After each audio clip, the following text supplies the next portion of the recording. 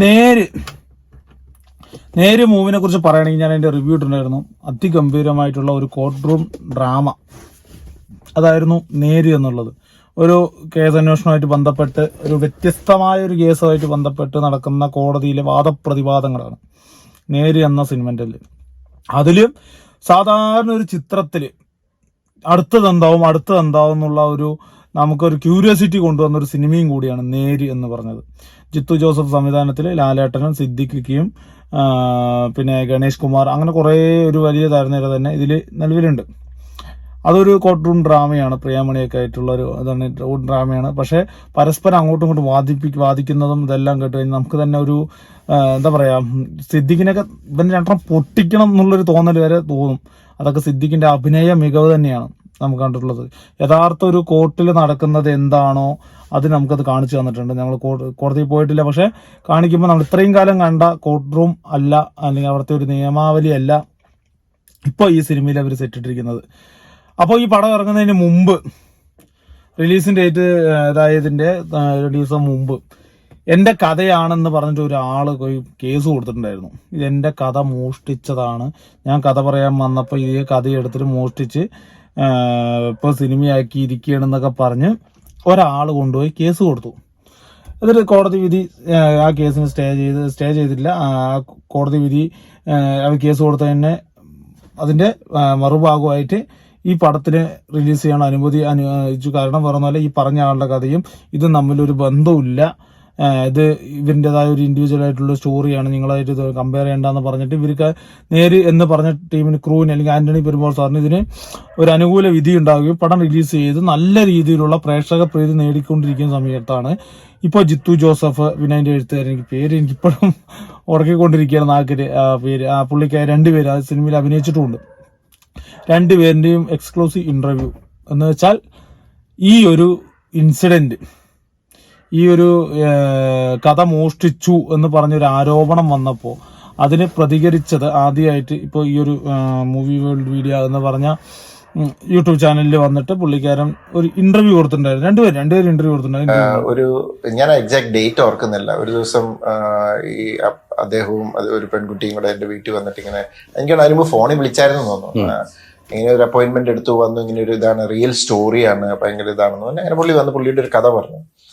പുള്ളിയുടെ റിയൽ ഇതില്ല, പുള്ളിയുടെ ലൈഫിൽ മാരീഡ് ആയിരുന്നു, അത് കഴിഞ്ഞ് ലൈഫിൽ ഒരു ഭയങ്കര സെറ്റ് ബാക്ക് ഉണ്ടായി, ഒരു സ്ട്രോക്ക് കണ്ടുവന്ന്, അങ്ങനെ ഒരു ഞാൻ എക്സാക്ട്ലി ഓർക്കുന്നില്ല. എന്തായാലും പുള്ളിക്ക് ഒരു ചെറിയ പ്രശ്നം ഉണ്ടായി. പുള്ളിയുടെ ജോലി പോയി, അത് കഴിഞ്ഞ് തിരിച്ചു വന്നു, പിന്നെ വൈഫ് അങ്ങനെ എന്തോ ഒരു സെപ്പറേഷന്റെ ഒരു സംഭവമൊക്കെ വന്നു, പിന്നെ ഒരു കുട്ടിയുണ്ട്, ആ കുട്ടീനെ കണ്ടെത്തണം, അങ്ങനെയൊക്കെ ആ കുട്ടി ഇപ്പം അമ്മയുടെ കൂടെ ഇല്ല അങ്ങനെ എന്നൊക്കെ പറഞ്ഞിങ്ങനെ പറഞ്ഞു. അപ്പം പുള്ളി അദ്ദേഹം പറഞ്ഞു വെച്ചാൽ ഞാൻ വേണേൽ പ്രൊഡ്യൂസും ചെയ്യാം, അല്ലെങ്കിൽ വേറൊരാൾ പ്രൊഡ്യൂസ് ചെയ്യാൻ റെഡി ആയിട്ടുണ്ട്. അദ്ദേഹം എനിക്ക് വേണ്ടത് എന്നെ എന്നിട്ട് ആ പ്രൊഡ്യൂസറും വിളിച്ച് സംസാരിച്ചായിരുന്നു. നമ്മുടെ ഒത്തിരി സിനിമകളൊക്കെ ചെയ്തിട്ടുള്ള ഒരാളാണ്, തൃശ്ശൂരുള്ള, ഞാൻ മറന്നു. അത് ഞാൻ പുള്ളിയായിട്ടും സംസാരിച്ചു. അപ്പം സത്യം പറഞ്ഞാൽ നമുക്ക് ഭയങ്കര സങ്കടം തോന്നി എന്നാ അദ്ദേഹത്തിന്റെ അവസ്ഥ കണ്ടപ്പോൾ. എന്നിട്ട് എന്റെ ഭാര്യയോട് ഞാൻ പറഞ്ഞു, പുള്ളിക്ക് ചായയും ഇതൊക്കെ കൊടുത്തു, ഇതെല്ലാം ഇത് ചെയ്യുന്നു. അപ്പോൾ കുറച്ച് കാര്യങ്ങളൊക്കെ പറഞ്ഞു കഴിഞ്ഞപ്പോൾ അതിനകത്ത് കുറച്ച് ലീഗൽ, അപ്പൊ കുറച്ച് കേസൊക്കെ നടക്കുന്നുണ്ട്. അപ്പൊ എന്റെ കുറച്ച് ലീഗൽ ഡോക്യുമെന്റ്സ് ഒക്കെ എന്നെ കാണിച്ചു. അപ്പൊ ആ ലീഗൽ ഡോക്യുമെന്റ്സ് കഴിഞ്ഞപ്പോൾ എനിക്ക് ഇതിനെ കുറിച്ച് വല്ല വായിച്ചാൽ മനസ്സിലാവും. അപ്പൊ ഞാൻ പറഞ്ഞു, അപ്പൊ ആ സമയത്ത് ശാന്തിനെ ഞാൻ പരിചയപ്പെട്ടു, അറിയാം. അപ്പൊ ഞാൻ ശാന്തിയോട് പറഞ്ഞു, ശാന്തി ഇങ്ങനെ ഒരു കഥ വന്ന ഒരാൾ വന്നൊരു സംഭവം പറഞ്ഞു, ഒരു കഥ വേണം, അതിൽ നിന്ന് ഡെവലപ്പ് ചെയ്യണം കഥ. അപ്പൊ പുള്ളി ഞാൻ പറഞ്ഞു നമുക്കൊന്ന് മീറ്റ് ചെയ്യണം എനിക്ക് വേണ്ടിയിട്ട്. അപ്പൊ പുള്ളി നല്ല തിരക്കിട്ട് ഓടുകയാണ്. പുള്ളി ഒരു ദിവസം വൈകുന്നേരം ഇരിക്കാൻ, പുള്ളി കോടതി കഴിഞ്ഞിട്ടിരിക്കാന്ന് പറഞ്ഞു. അപ്പൊ ശാന്തിയുടെ വീട് മാരിയറ്റിനടുത്ത് എവിടെയാണ്. അപ്പൊ ഞാൻ പറഞ്ഞു കഴിഞ്ഞാൽ മാരിയറ്റിൽ തന്നെ കാണാന്ന് പറഞ്ഞു. ഞാൻ അവരോട് അവിടെ വരാൻ പറഞ്ഞു. അവിടെ വന്നിരുന്നു, ശാന്തി ആയിട്ടിരുന്ന് ഈ കഥയുടെ ഒരു ബേസിക് ഇത് അന്നേരം പറഞ്ഞു. ഇല്ല അങ്ങനെയല്ല, അത് സാർ എന്നോട് ഫോണിൽ കൂടെ പറഞ്ഞു. കഥ ഞാൻ പറഞ്ഞു. എന്നിട്ട് ഈ ഡോക്യുമെന്റ്സ്, അപ്പൊ ഡോക്യുമെന്റ്സ് ഇത് ചെയ്യാൻ പറഞ്ഞു. അങ്ങനെ മാരിയറ്റ് വെച്ചിട്ട് ഈ ഡോക്യുമെന്റ്സ് എല്ലാം കാണിച്ചപ്പോൾ ശാന്തി പറഞ്ഞ് കുറച്ച് ഡോക്യുമെന്റ്സിന്റെ കാര്യം ചോദിച്ചപ്പോൾ പുള്ളി പറഞ്ഞു, അല്ല അത് എന്റെ ഇപ്പൊ. അപ്പൊ അങ്ങനെയാണ് ഒരാള് കഥ പറയാൻ വന്നിട്ട് ഒരു പുള്ളിന്റെ സാഹചര്യം കാര്യങ്ങളെല്ലാം പറഞ്ഞതിന് ശേഷമാണ് ഇങ്ങനെ ഉണ്ടാക്കിയിരിക്കുന്നത് എന്നുള്ളതാണ്. അതില് കഥയും കോടതിക്ക് തെളിഞ്ഞത് പുള്ളി ഈ പറഞ്ഞ ആളുടെ കഥയും അല്ല, ഇത് തമ്മിലൊരു ബന്ധമില്ല എന്ന് പറഞ്ഞുകൊണ്ട് തന്നെയാണ് ആ സ്റ്റേ നീക്കിയത്. റിലീസിന്റെ രീതി റിലീസിനൊരു സ്റ്റേ കൊടുത്തിട്ടുള്ളൊരു ഇതുണ്ടായിരുന്നു, അത് നീക്കിയതും ഇതുകൊണ്ട് തന്നെയാണ്. അതുകൊണ്ട് ഇങ്ങനെയുള്ള ഈ മെയിനായിട്ടുള്ളൊരു പ്രശ്നം എന്താണെന്ന് വെച്ച് കഴിഞ്ഞാൽ, ഈ റിലീസിങ് ഡേറ്റ് അടുത്തിരിക്കും ഇങ്ങനെയുള്ള കേസ് പോയി കഴിഞ്ഞാൽ പ്രൊഡ്യൂസറിന് നല്ല രീതിയിൽ ഇത് ബാധിക്കും. അപ്പോൾ പ്രൊഡ്യൂസർ ഓൾറെഡി സെറ്റിൽമെന്റിന് തയ്യാറാവും. കാരണം ഒരു റിലീസിങ് ഡേറ്റ് വെച്ച് ഫിക്സ് ചെയ്തിട്ട് ഇങ്ങനെ കേസ് വരുമ്പോൾ എങ്ങാനും സ്റ്റേ കിട്ടിയാൽ, ഇതിന്റെ സത്യാവസ്ഥ അറിയാണ്ട് സ്റ്റേ കിട്ടിയാൽ അത്രയും റിലീസിങ് തീയതി മാറ്റി അത്രയും ദിവസത്തെ ആ ഒരു പ്രഷർ, പൈസ, ഫണ്ട് ഇതെല്ലാം റോളിംഗ് തെറ്റും. അപ്പോൾ ഓട്ടോമാറ്റിക്കലി പ്രൊഡ്യൂസർ ബാധ്യസ്ഥനാകും ഇങ്ങനെ പൈസ കൊടുക്കാൻ. അപ്പോൾ അതുകൊണ്ട് തന്നെ ഇതിപ്പോൾ ജെന്യൂനിറ്റി എന്താണോ ഏതാണെന്ന് അറിയില്ല. അപ്പോൾ ഇങ്ങനെ പൈസ കൊടുക്കാൻ ബാധ്യസ്ഥനാവുന്ന സമയത്ത് അതൊക്കെ ഓരോരോ മുതലെടുപ്പാണ്. ഇതൊരു ഫിലിം ഇൻഡസ്ട്രിയിൽ ഇന്നൊന്നിലോ തുടങ്ങിയതല്ല. ഇത് നേരത്തെ ഇത് എൻ്റെ കഥയാണ്, എൻ്റെ കഥയാണ്. കടുവയിലൊക്കെ എന്തൊക്കെയായിരുന്നു. അവസാനം നമ്മുടെ കുറുവാച്ചൻ എന്നുള്ളത് മാറ്റിയിട്ട് വേറെ കുരിയാച്ചൻ എന്നൊക്കെ ആക്കിയതൊക്കെ നമ്മൾ കണ്ടതുമാണ് ആ ഒരു സമയത്ത്. അതുപോലെ തന്നെയാണ് ഇപ്പൊ ഈ ഒരു കഥയിൽ വന്നിരിക്കുന്ന ഒരു ഇതും. ഇത് ജെന്യുവൻ ആയിരുന്നെങ്കിൽ പുള്ളിക്ക് എന്നെ കോൺടാക്ട് ചെയ്യാലോ, എന്റെ വീടറിയാം. എന്നിട്ട് സാറേ നിങ്ങൾ എൻ്റെ ഒരു പടം ചെയ്യാൻ പോകുന്നു, ഇനി അതെങ്ങാനും ആണോ, നമ്മൾ അപ്പോഴവിടെ ക്ലാരിഫൈ ചെയ്ത് ഇത് ചെയ്ത് പിടിക്കല്ലേ. അപ്പൊ ഉദ്ദേശം വേറെയാണ്.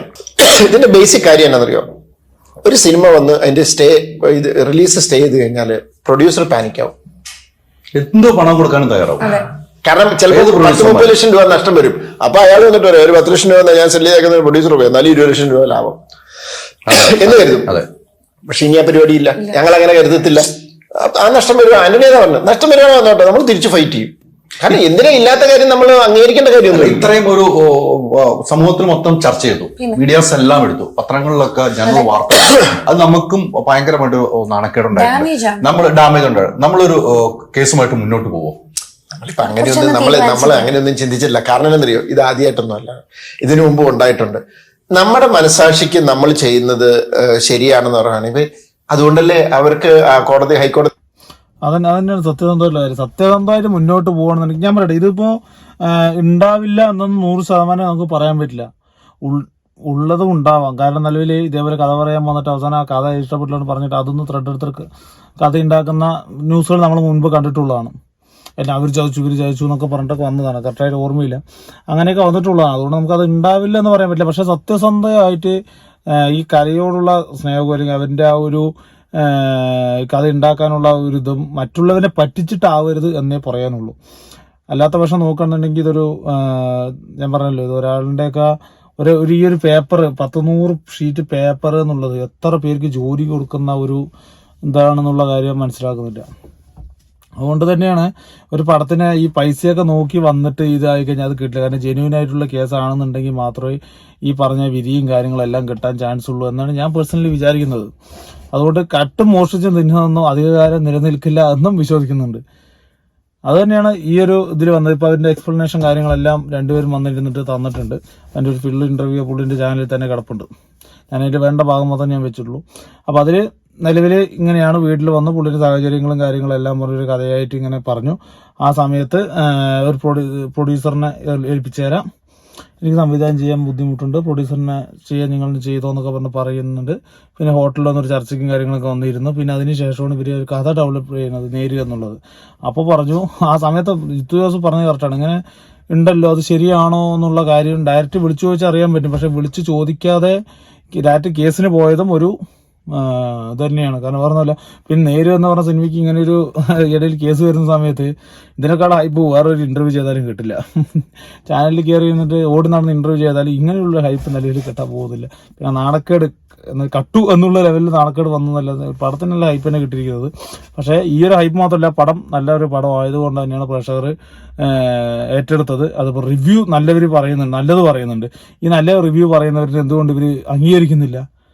അതേതൊരു മോശം പടത്തിന് മോശം റിവ്യൂ പറഞ്ഞ എന്തുകൊണ്ട് ആ സമയത്ത് പ്രതികരിക്കും എന്നുള്ള കാര്യം എനിക്ക് ഇതുവരെ മനസ്സിലായിട്ടില്ല. ഇവരിപ്പോ നല്ല റിവ്യൂ പറഞ്ഞു, ഇപ്പൊ ചിലപ്പോൾ ഒരു 50-100 കോടിയൊക്കെ അടിച്ചു. അപ്പോൾ റിവ്യൂവർ നല്ല റിവ്യൂവർ ആയിരിക്കും. അതേ ലെവലിൽ ഒരു പന്നപ്പടം കൊണ്ടുവന്നില്ല ഈ മോശം പടം എന്ന് നമ്മൾ പറഞ്ഞു കഴിഞ്ഞാൽ അപ്പോൾ പറയും മനഃപൂർവ്വം നമ്മുടെ സിനിമനെ അവഹേളിക്കുകയാണ്. അതാണ് പറഞ്ഞത്, പ്രേക്ഷകന് ഇഷ്ടപ്പെട്ട സ്വീകരിക്കും, അതൊരു റിവ്യൂയോട് തർക്കാൻ പറ്റില്ല എന്നുള്ള കാര്യം മനസ്സിലാക്കുക. പിന്നെ ഇങ്ങനെയുള്ള കള്ളക്കഥകളും കള്ള കേസുകളും കാര്യങ്ങളൊക്കെ വരുന്ന സമയത്ത് അതിന്റെ ജെന്യൂനിറ്റി അത് തന്നെയാണ് മുഖ്യം.